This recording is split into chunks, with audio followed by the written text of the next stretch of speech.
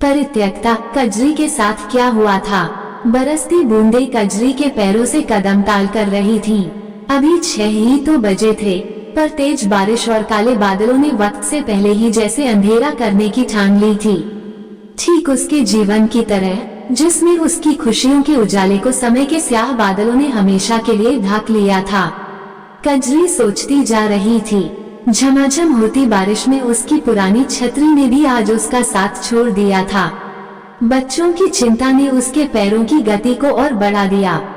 उसका घर आने से पहले ही बाबूलाल किराने वाले की दुकान पड़ती थी, जहां से उसे कुछ किराना भी लेना था।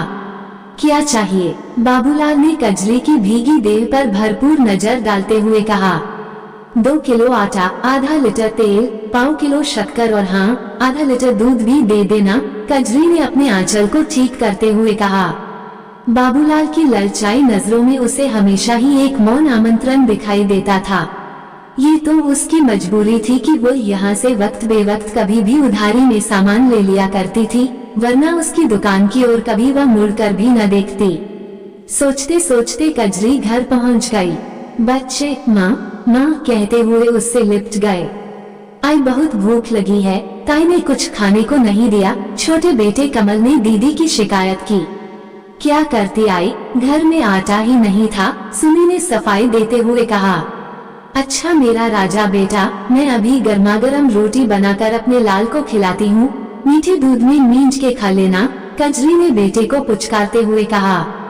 आई मैं भी खाऊंगी, 9 साल की रीना ने मचलते हुए कहा। क्यों नहीं मेरी गोलू, तू भी खाना। गोलमटोल बड़ी बड़ी आंखों वाली रीना को सब गोलू ही कहकर बुलाते थे। मैंने टमाटर की मस्त चटनी भी बनाई है, आई सुनी ने उसे पानी का गिलास पकड़ाते हुए कहा। जल्दी से आटा गूंथकर उसने बच्चों को खाना खिलाया। उनको सुलाने के बाद कजरी सुमी के साथ वहीं नीचे जमीन पर लेट गई।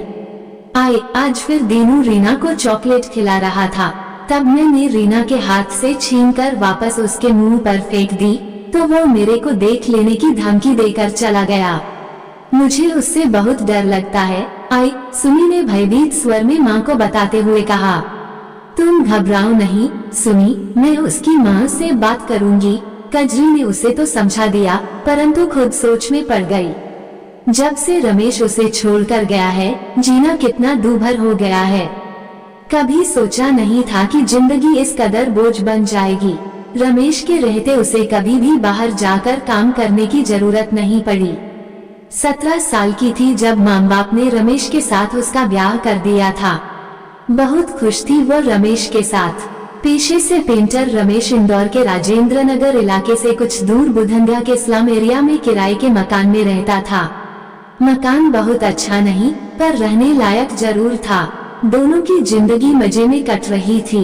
समय के साथ कजरी 3 प्यारे बच्चों की माँ बनी। सबसे बड़ी सुमी, उससे छोटी रीना और सबसे छोटा कमल। बच्चों के जन्म के बाद कजरी का भरा बदन और भी सुंदर लगने लगा था। शादी के 12 साल बीत जाने पर भी रमेश उसे जी जान से चाहता था। आसा पड़ोस के लोग उन दोनों के प्यार भरे रिश्ते से अनजान नहीं थे। कजरी के घर के पास ही एक बड़ाई परिवार रहता था। इस परिवार की इकलौती लड़की माया रमेश को बहुत पसंद करती थी, पर रमेश उस पर कभी ध्यान नहीं देता था। इधर बच्चों की देखरेख और घर के कामों में व्यस्त कजरी चाहते हुए भी रमेश को ज्यादा वक्त न दे पाती थी, जिस वजह से अक्सर दोनों में झड़प हो जाया करती थी। वो रमेश को समझाती थी कि बच्चों के आने के बाद उसका काम बढ़ गया है, पर पुरुषवादी सोच का गुलाम रमेश उसकी न को अपना अपमान समझने लगा था। धीरे धीरे उनके बीच में दूरियां बढ़ती चली गईं। अब काम से लौटकर रमेश सीधे जो बाहर निकलता तो रात 11-12 बजे ही वापस आता। बच्चों के पालन पोषण में व्यस्त कजरी ने पहले तो इस ओर ध्यान नहीं दिया, और जब ध्यान दिया तब तक बड़ी देर हो चुकी थी। 35 साल का रमेश अब 16 साल की लड़की माया का दीवाना बन चुका था। इस बात का पता लगते ही कजरी ने बहुत बवाल मचाया। रमेश से लड़ी झगड़ी, उस माया के घर जाकर उसे लताड़ा। फिर भी उन दोनों पर कोई असर न होता देख कजरी ने माया के सामने अपना आंचल फैलाते हुए अपने बच्चों के पिता को छोड़ देने के लिए बहुत अनुनय विनय की, पर माया टस से मस न हुई। माया के माता पिता भी उसकी इस हरकत के आगे मजबूर थे। फिर एक दिन वो दिन भी आया जब काम पर गया। रमेश कभी घर नहीं लौटा। इधर माया भी घर से गायब थी। कजरी की आंखों के सामने अंधेरा छा गया। वो फूट फूट कर रोई, पर अब हो भी क्या सकता था। भारी मन से उसने इस सच्चाई को स्वीकार कर लिया कि अब वो एक परित्यक्ता है, जिसे उसका आदमी हमेशा के लिए छोड़कर जा चुका है। पति द्वारा छोड़ी हुई औरत समाज के पुरुषों की बबूती बन जाती है। कुछ ही दिनों में यह बात उसकी समझ में आ चुकी थी। ये वह समाज है जहां पुरुषों द्वारा की गई गलती की सजा भी औरत को ही भुगतनी पड़ती है। घर के बाहर हर दूसरा आदमी उसके शरीर पर अपनी गिद्ध निगाह जमाए बैठा था, पर बच्चों के भरण पोषण के लिए उसका घर से निकलना बेहद जरूरी हो चुका था। ऐसे में रमेश के दोस्त लखन ने उसकी बहुत सहायता की। उसने अपने मालिक के घर पर कजरी को काम दिला दिया। जल्द ही कजरी ने भी बेशर्मी की चादर ओढ़कर जीना सीख लिया। लेकिन अब भी काम पर जाने के बाद बच्चों की देखरेख की समस्या उसके आगे मुंहबाई खड़ी थी, जिसका जिम्मा उसकी 11 साल की बेटी ने ले लिया। अपनी पढ़ाई छोड़कर वह अपने छोटे भाई बहन को संभालने लगी। पापा के घर छोड़कर चले जाने से वह अचानक ही अपनी उम्र से कुछ ज्यादा बड़ी हो गई थी। कुछ महीनों में कजरी को ऐसा लगने लगा कि जिंदगी फिर पटरी पर आने लगी है। एक दिन वह काम पर से वापस आ रही थी कि रास्ते में लखन मिल गया। बातों बातों में उसने कजरी से अपने प्यार का इजहार कर दिया। उसके एहसानों तले दबी कजरी उसे एकदम से इनकार न कर सकी। उसने उससे सोचने के लिए कुछ समय मांगा। रात भर वह इसी उहापोह में रही कि अपने ही पति द्वारा वह एक बार ठगी जा चुकी है। क्या फिर से उसे किसी पर इतना विश्वास करना चाहिए? परंतु बिना मर्द के घर पर लोगों की चील कौवे सी पड़ती निगाहों से बचने के लिए आखिरकार उसे यही रास्ता सबसे उपयुक्त लगा। उसके घर में ही लखन ने कुछ पास पड़ोसियों के सामने उसे मंगलसूत्र पहनाकर उसकी मांग में सिंदूर भर दिया। अब लखन उसके साथ ही आकर रहने लगा। बच्चों ने भी कुछ समय बाद आखिर उसे अपना लिया। शादी को 8 महीने हो चुके थे। पुराने जख्म भरने लगे थे कि अचानक एक दिन सुबह सुबह एक औरत उसके दरवाजे पर आकर उसे भला बुरा कहने लगी। पहले तो कजरी समझ ही न पाई कि यह चक्कर क्या है। बाद में उसे समझ आया तो उस पर फिर से एक बार आसमान टूट पड़ा। वो औरत लखन की पत्नी थी जो रात ही अपने गांव से आई थी, और लखन व उसके संबंध की जानकारी मिलते ही वह उससे लड़ने चली आई थी। कजरी ने इस बारे में लखन से कई सवाल किए, पर उसकी खामोशी देखकर वह समझ गई कि समय ने फिर से उसके साथ बहुत ही गंदा मजाक किया है। लखन ने सिर्फ अपनी वासना पूर्ति की खातिर ही उससे संबंध जोड़ा था। लखन जा चुका था, कजरी अंदर ही अंदर टूटकर फिर बिखर चुकी थी। पर इस बार वह पहले की तरह एक कमजोर औरत नहीं थी जो अपनी बेबसी का रोना लेकर बैठे। दूसरे दिन से ही उसने सुनी पर भाई बहनों की जिम्मेदारी छोड़कर काम पर जाना शुरू कर दिया। इधर पड़ोस में रहने वाला 22 साल का दीनू उसकी छोटी बेटी रीना पर गलत निगाह रखता था। रीना 9 साल की एक अबोध बालिका थी, जिसे अक्सर वह चॉकलेट वगैरह का लालच देकर अपने पास बुलाने की कोशिश करता था। एक दिन सुमी ने चॉकलेट खाती रीना के शरीर पर उसके रेंगते हाथों को देखकर मां को तुरंत बताया था। कजरी ने भी इस वाक़े को हल्के रूप में न लेकर दीनू के मां बाप से जाकर तुरंत इसकी शिकायत की थी। उसके बाद दीनू ने सबके सामने उससे माफी मांगी थी। कुछ दिनों शांत बैठकर दीनू फिर से वही काम दोहरा रहा था। कजरी को समझ नहीं आ रहा था कि आखिर वह क्या करे, कैसे बुरी नीयत व बुरी निगाह रखने वाले लोगों से अपनी बच्चियों को बचाए। खुद उसकी देह भी तो उसके लिए बड़ी दुखदाई बन चुकी थी। मर्दों की पैनी निगाहें उसके शरीर पर यूं फिसलती थी मानो कपड़ों के अंदर तक झांक लेना चाहती हूँ। पति की छोड़ी औरत शायद हर मर्द की जागीर हो जाती है, जिस पर हर कोई हाथ साफ करना चाहता है। कजरी के अंदर की औरत बहुत अकेली व लाचार हो गई थी। क्या बिना आदमी के औरत का कोई वजूद नहीं है? आखिर औरत को इतना कमजोर क्यों बनाया है? उसकी बेचैनी आंसू बनकर उसके गालों पर धुलकने लगी। रात को न जाने कब उसकी आंख लगी। सुबह उठी तो सिर भारी हो रहा था, आंखें भी जल रही थी। देर रात तक जागने से ऐसा हुआ है, ये सोचकर कजरी ने उठने की कोशिश की, परंतु शरीर ने साथ न दिया। सुमी ने माँ को सहारा देने के लिए हाथ बढ़ाया तो चौंक पड़ी। आई, तुझे तो तेज बुखार है।